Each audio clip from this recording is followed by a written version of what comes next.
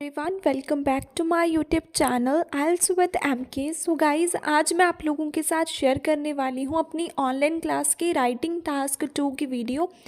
अगर आपको वीडियो अच्छी लगे तो वीडियो को लाइक, चैनल को सब्सक्राइब ज़रूर करना एंड कमेंट सेक्शन में ज़रूर बताना भी ये वाली वीडियो आप लोगों को कैसी लगी है।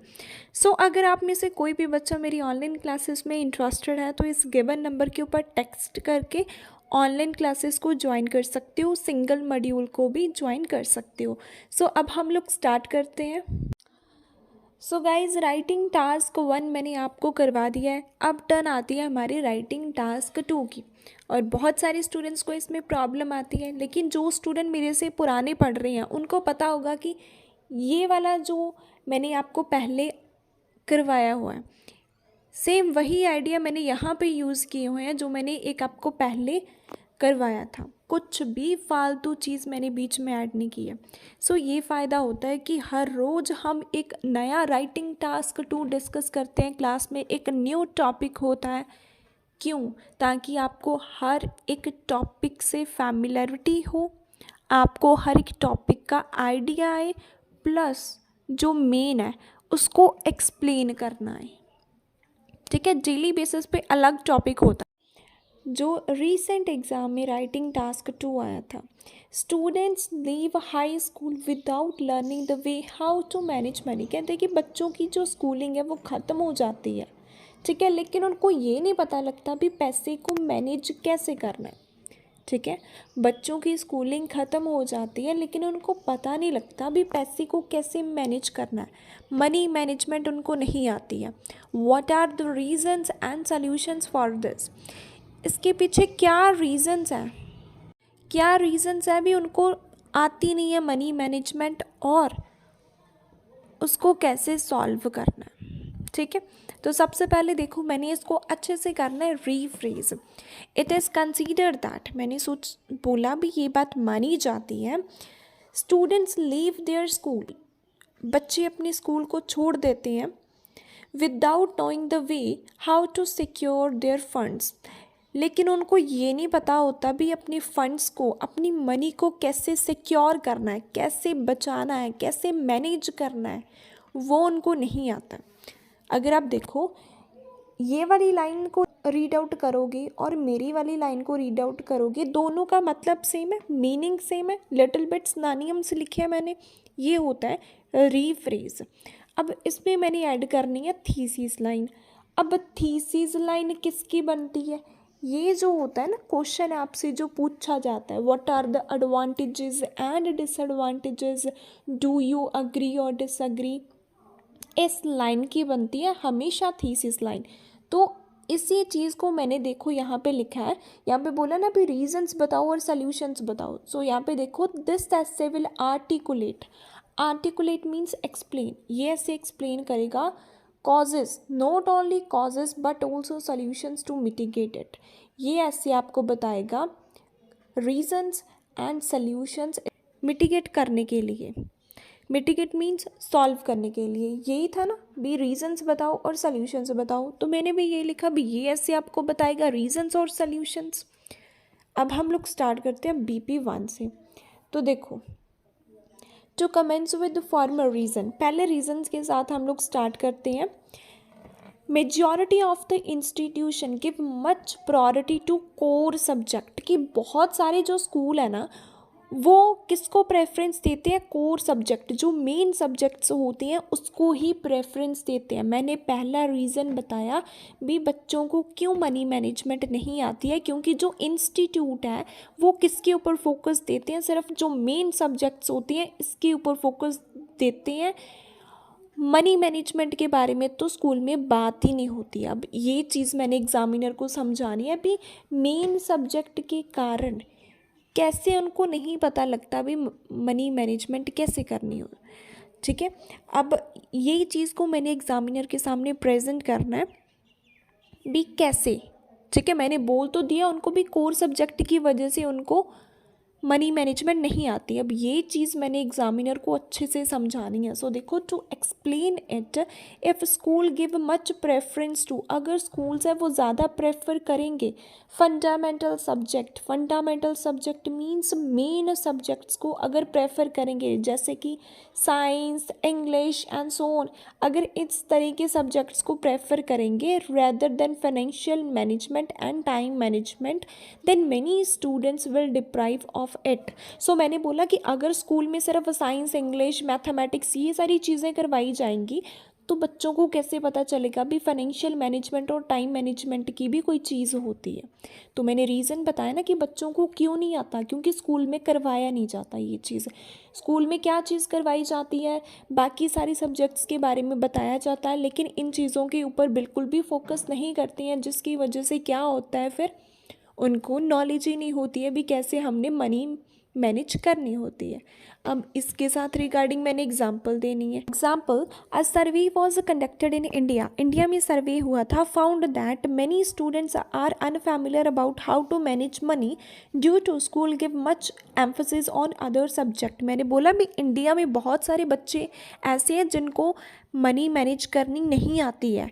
क्यों? क्योंकि उनके स्कूल में ज़्यादा जो फोकस है वो दूसरे सब्जेक्ट्स के ऊपर दिया जाता था, मनी मैनेजमेंट के बारे में तो स्कूल में बताया ही नहीं है, जिसकी वजह से बच्चों को नॉलेज नहीं है इसके बारे में। अब इसका solution, to mitigate it means to solve it, government को financial management subject compulsory in every academic centre, हर एक स्कूल में गवर्नमेंट को क्या करना चाहिए, फाइनेंशियल मैनेजमेंट का सब्जेक्ट कंपल्सरी रखना चाहिए। ये इसका सल्यूशन, अगर स्कूल में नहीं करवाया जाता तो सल्यूशन क्या, भी स्कूल में करवाओ, यही सल्यूशन हो सकता है इसका। ठीक है, अगर स्कूल में नहीं बताया जाता भी कैसे करना है तो फिर सल्यूशन इसका यही निकल सकता है भी स्कूल में बच्चों को करवाओ, इसके बारे में बताओ भी कैसे करना है। फर्दर स्ट्रेंथनिंग द व्यूज़, अपनी व्यूज़ को आगे एक्सप्लेन करते हैं। Why youth are not able to handle money, बच्चों को मनी मैनेजमेंट क्यों करनी नहीं आती है, क्या रीज़न है। The first and foremost factor, जो मेन और जो इम्पॉर्टेंट रीज़न है, mentality of their parents, parents की मैंटेलिटी की वजह से। अब इस चीज़ को मैंने एग्जामिनर के सामने प्रेजेंट करना है भी पेरेंट्स की मैंटेलिटी की वजह से उनको क्यों मनी मैनेजमेंट नहीं आती। अगर ये चीज़ आपने अच्छे से एक्सप्लेन कर दी तो आपके बैंड स्कोर अच्छे आएंगे। मैं फिर से बता रही हूँ, आइडिया कभी भी गलत नहीं होगा। अब ये वाला आइडिया आप में से सभी स्टूडेंट्स ने लिखा होगा, लेकिन सभी के स्कोर है वो डिफरेंट होंगे। ठीक है, किसी के 6 होंगे, किसी के 6.5 होंगे, किसी के 7 होंगे, 7+ तक जाएंगे, हर एक के डिफरेंट होंगे। आइडिया एक है, बैंड स्कोर डिफरेंट है। रीज़न क्या है, एक्सप्लेनेशन, जिसने अच्छे से एग्जामिनर को समझा दिया उसके बैंड स्कोर आ जाते हैं। ठीक है, सो एक्सप्लेनेशन हमेशा अपनी क्लियर रखा करो, उसमें कुछ भी फालतू चीज़ ऐड मत करो। अब मैंने यहाँ पे बोल दिया भी पेरेंट्स की मेंटालिटी की वजह से, अब उसको देखो एक्सप्लेन करना है। To be more precise, be और अच्छे से बताने के लिए, most of the guardians opine that their children are immature in order to use money. मैंने बोला भी बच्चों को मनी मैनेजमेंट क्यों नहीं आती है, क्योंकि पेरेंट्स यही बात मानते हैं कि उनके बच्चे मेच्योर नहीं है, उनको मनी के बारे में कुछ पता ही नहीं है, जिसकी वजह से फिर वो उनको बताते ही नहीं है फाइनेंशियल मैनेजमेंट के बारे में। अपार्ट फ्रॉम दिस, इसके अलावा they ponder that if the mentees has some money then their performance and curriculum will plunge. Just because of these factors students never grasp knowledge regarding soft skill. तो मैंने क्या बोला इसमें भी अच्छे से समझाने के लिए भी, बहुत सारे जो पेरेंट्स हैं वो ये मानते हैं कि उनके बच्चों के पास दिमाग नहीं है, वो मेच्योर नहीं है। अगर उनके बच्चों के पास थोड़ा पैसा होगा तो वो सोचते हैं कि उनके बच्चे पढ़ना छोड़ देंगे। अगर उनके बच्चों के पास पैसा आ जाएगा तो बच्चे पढ़ना छोड़ देंगे। यही रीज़न्स की वजह से बच्चों को बिल्कुल भी पता नहीं है फाइनेंशियल मैनेजमेंट के बारे में। मैंने रीज़न बताया भी, मेंटालिटी, कि पेरेंट्स की मेंटालिटी डिफरेंट है, थिंकिंग है वो डिफरेंट है भी। वो तो ये चीज़ मानते हैं कि अगर बच्चों के पास पैसा होगा तो फिर वो पढ़ेंगे ही नहीं, इसी वजह से फिर उनको नॉलेज नहीं मिलती है भी पैसा कैसे मैनेज करना होता है। ठीक है। इसके साथ रिगार्डिंग एग्जाम्पल देखते हैं। For instance it was a headline in the newspaper में एक हेडलाइन आई थी, वो time found that youngster had suffered from money trouble because of their parents. बहुत सारे जो यूथ हैं उनको मनी मैनेजमेंट की प्रॉब्लम आई थी, किसकी वजह से? पेरेंट्स की वजह से, क्योंकि पेरेंट्स ने बताया नहीं उनको भी कैसे मैनेज करनी होती है, जिसकी वजह से उनको प्रॉब्लम सफ़र करनी पड़ी है। Solution to curtail it, curtail means solve it. Law makers should generate awareness among their parents with the assistance of seminars और टीचिंग क्लासेस।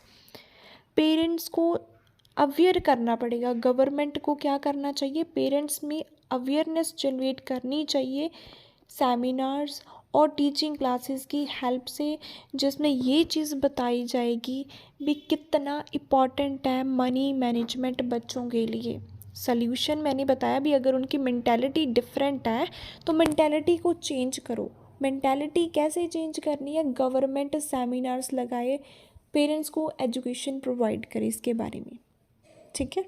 दूसरा रीज़न बताया भी मेंटालिटी, उसी को ही एक्सप्लेन किया, उसके साथ रिलेटेड ही मैंने एग्जांपल दिया एंड उसका ही मैंने सल्यूशन निकाल दिया। कंक्लूज़न देखो, to conclude it, sum up करते हैं इसका। Although children have no information about using money, मैंने बोला भी चाहे बच्चों के पास नॉलेज नहीं है भी मनी को कैसे यूज़ करना चाहिए, because of no skill in the school, क्योंकि स्कूल में करवाया नहीं जाता इसके बारे में। And their parents deem that their young ones indulge depth of sincerity, और पेरेंट्स मानते हैं भी उनके बच्चे सिंसियर नहीं है। But it can be tackled with the assistance of policy maker and parents, लेकिन इस प्रॉब्लम को हम लोग सॉर्ट आउट कर सकते हैं किसकी हेल्प से? गवर्नमेंट और पेरेंट्स की सपोर्ट की वजह से हम इस प्रॉब्लम को डील कर सकते हैं। ऑल्दो के बाद मैंने दोनों बीपीस के रीज़न लिखे हैं। बीपी 1 में मैंने ये बोला था ना कि कोई भी क्लासेस नहीं होती हैं, कोई सब्जेक्ट नहीं है स्कूल में, और बीपी 2 में मैंने क्या बोला था भी बच्चे इमेच्योर है, तो यहाँ पे मैंने उनके सिर्फ सिनोनिम्स लिखे हैं, मीनिंग सेम है। ऑल्दो के बाद आपने दोनों बीपीस के रीजंस को लिखना है एंड कॉमा के बाद आपने ये लाइन फिक्स्ड लिख देनी है, कोई भी आपको आ जाए। राइटिंग टास्क 2 इस टाइप का, तो आपने ये लाइन सेम लिख देनी है। मैंने क्या बोला भी चाहे उनके पास नॉलेज नहीं है क्योंकि स्कूल में नहीं करवाया गया, और पेरेंट्स ये मानते हैं भी उनके बच्चे सिंसियर नहीं हैं, लेकिन इस प्रॉब्लम को हम सॉर्ट आउट कर सकते हैं। किसकी हेल्प से कर सकते हैं? गवर्नमेंट एंड पेरेंट्स के सपोर्ट के साथ इस प्रॉब्लम को हम लोग हैं वो सॉर्ट आउट कर सकते हैं, ठीक है। अब इसी टाइप का आपको मैं राइटिंग टास्क 2 सेंड करती हूँ, वो लिख के मेरे को सेंड करो। आइडिया उसमें भी सेम आपने यूज़ करना है, सेम आइडिया यूज़ करना है, वोकैबुलरी भी सेम रख सकते हो, आइडिया भी सेम यूज़ कर सकते हो, ठीक है। किसी को भी इसमें प्रॉब्लम है तो मेरे से पूछ लो भी।